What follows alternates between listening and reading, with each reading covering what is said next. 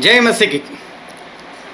एक बार प्रभु यीशु एक इंसान जिसका नाम था जक्की, उसके घर गए।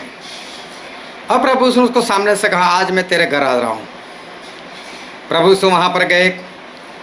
उन्होंने वहाँ पर उनके साथ क्या बात की क्या नहीं वो नहीं पता, क्योंकि बाइबल में लिखा नहीं। लेकिन उसके बाद प्रभु यीशु ने ऐसा कहा कि इस घर में आज उद्धार आया है। लेकिन उद्धार क्यों आया? प्रभु यीशु क्यों ऐसा बोले कि आज इस घर में उद्धार आया है? क्या वो खुद उस घर में चले गए इसलिए? क्या उनके पवित्र पैर उस घर में पड़े इसलिए? या जक्की ने कुछ खाना खिलाया होगा इसलिए? नहीं।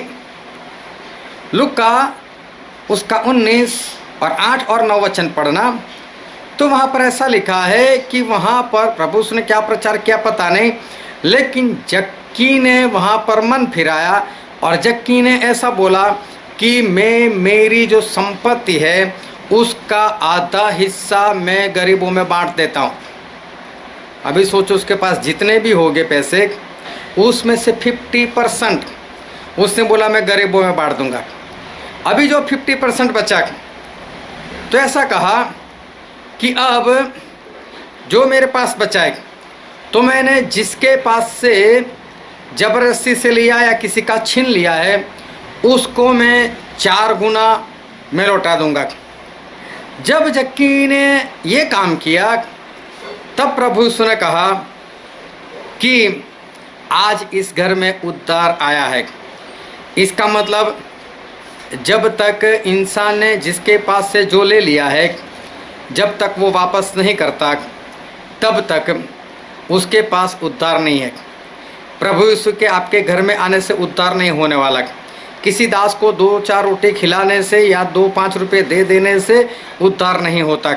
उद्धार तब होता है जब इंसान जिसके पास से जो भी छीन कर ले लिया है या ज़बरदस्ती ले लिया है या धोखेबाजी कर ले लिया है, जब तक उसको 4 गुना नहीं लौटाता, तब तक उसका उद्धार जो है वो उद्धार वो नहीं होता।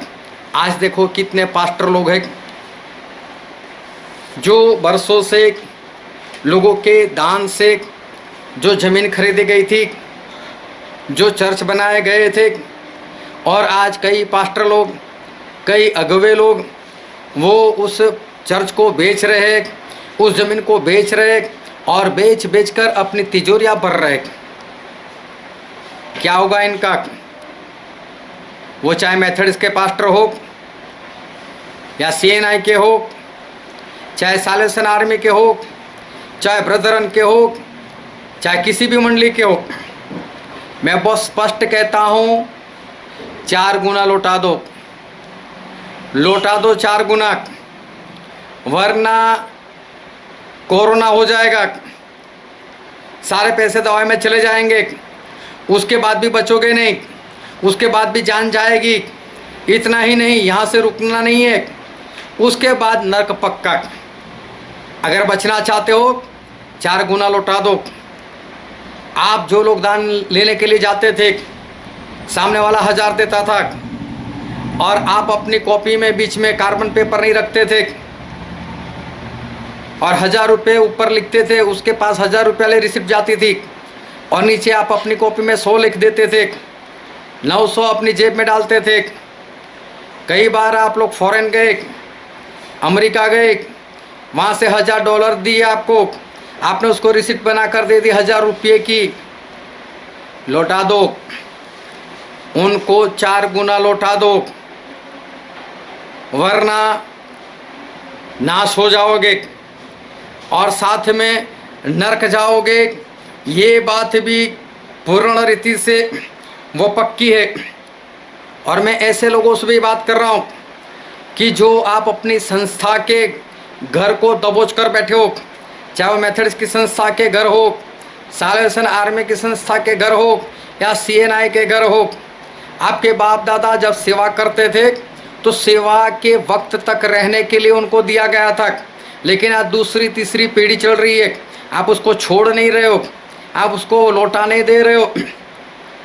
मुझे मालूम है आपने अपना खुद का घर बना भी लिया है, वो किराए से दिया हुआ है, और ये संस्था वाला घर आप छोड़ते भी नहीं हो।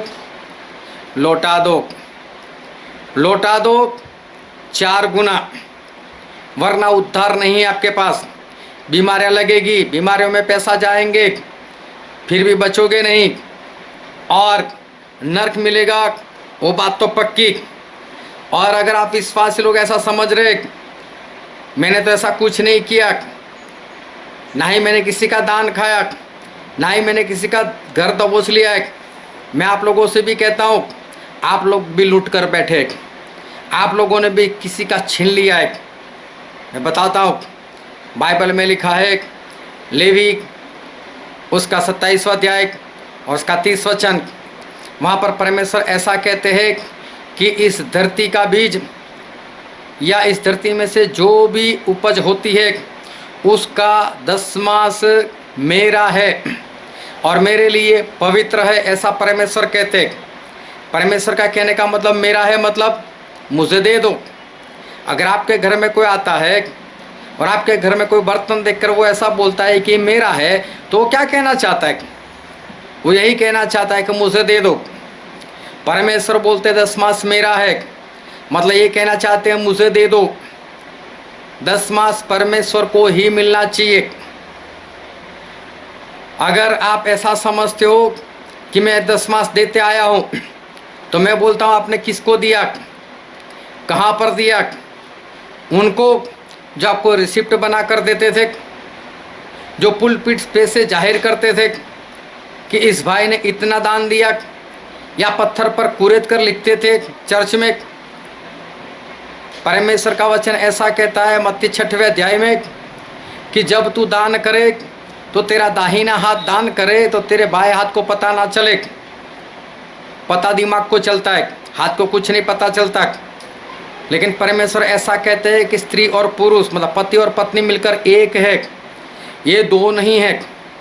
और जो पुरुष है वो दाहिना हाथ है, स्त्री बायां हाथ है।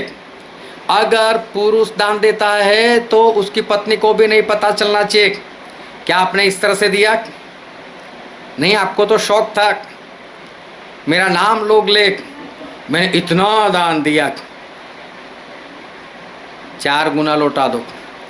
ये पैसे परमेश्वर के पास नहीं पहुँचे हैं, 4 गुना लौटा दो। आपने किसको दिए? उस चर्च में, उस मंडली में जहाँ पर लड़ाई झगड़े होते थे, जहाँ पर पुलिस केस होता था, जिनके पैसे वकील लेकर जाते थे, उनको दिया।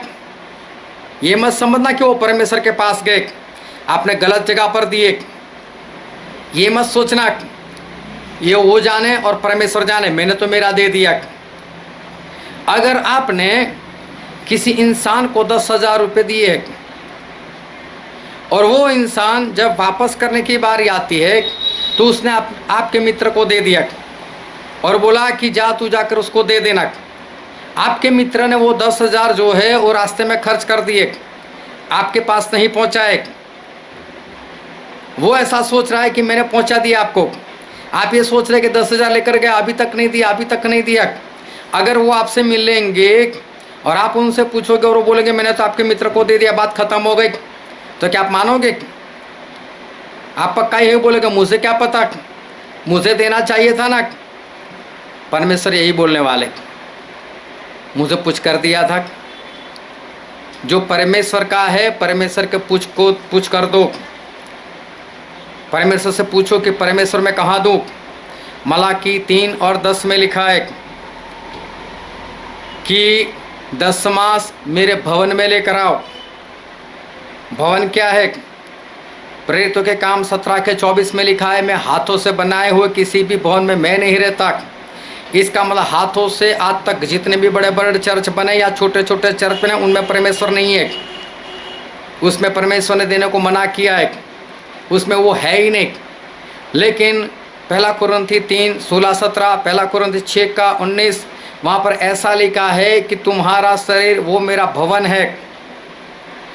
जो ऐसा शरीर है जिसके अंदर पवित्र आत्मा रहते हैं उसके पास आपको अपना 10वां पहुँचाना है, वही परमेश्वर की ओर से है। और अगर नहीं पता चलता, ऐसा इंसान नहीं दिखाई देता, तो परमेश्वर से प्रार्थना करो और परमेश्वर आपको बताएंगे कि पैसे कहाँ तक कहाँ पहुँचाने हैं। और अगर उस जगह पर आपने पहुँचा दिए तो समझ लो कि आपने परमेश्वर को दे दिए। अगर इस तरह से आपने परमेश्वर के पैसे परमेश्वर तक नहीं पहुँचाए तो आपने चाहे जहाँ भी दिए, लेकिन आपको 4 गुना वापस देना ही पड़ेगा। अगर नहीं दोगे तो आपके पास उद्धार नहीं है। फिर लेवी 27:30 में लिखा है, जितना जमीन से पैदा होता है उसका 10वां यहोवा का है और यहोवा के लिए पवित्र है। हम भी मिट्टी से पैदा हुए, आप भी मिट्टी से पैदा हुए, जमीन से पैदा हुए।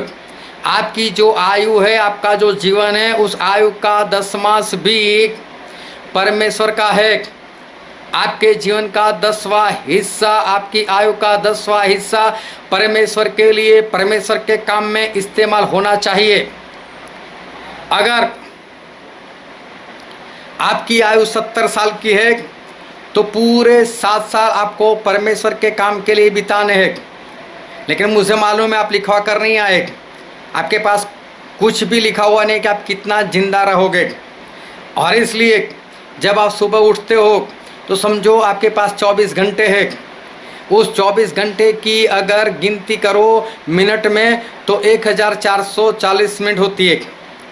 1440 मिनट का 144 10वां हिस्सा होता है।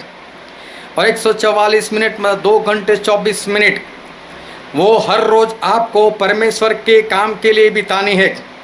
अगर आप जॉब करते हो, ऑफिस में काम करते हो या कहीं पर मजदूरी करते हो और जहाँ पर से आपको तनख्वाह मिलती है, जब तक आप उनका काम नहीं करोगे तो क्या वो आपको तनख्वाह देंगे?